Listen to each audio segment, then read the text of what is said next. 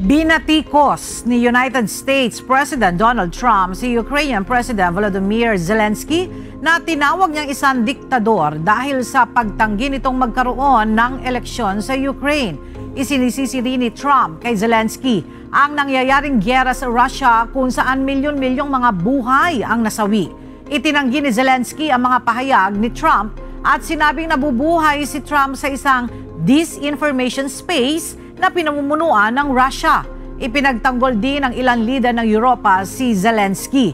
Ayon sa tagapagsalita ni UK Prime Minister Keir Starmer, tama lang na ipagpaliban ng eleksyon tuwing may giyera gaya ng ginawa ng UK noong World War II, habang tinawag namang absurd o malabo ni Swedish Prime Minister Ulf Kristersson ang paggamit ni Trump sa salitang dictator. Samantala, nagpapatuloy ang tensyon sa pagitan ng US at Ukraine matapos tanggihan ni Zelensky ang mga panukala ni Trump tungkol sa rare earth minerals at iginiit na wala itong sapat na kasiguruhan sa seguridad bilang kapalit.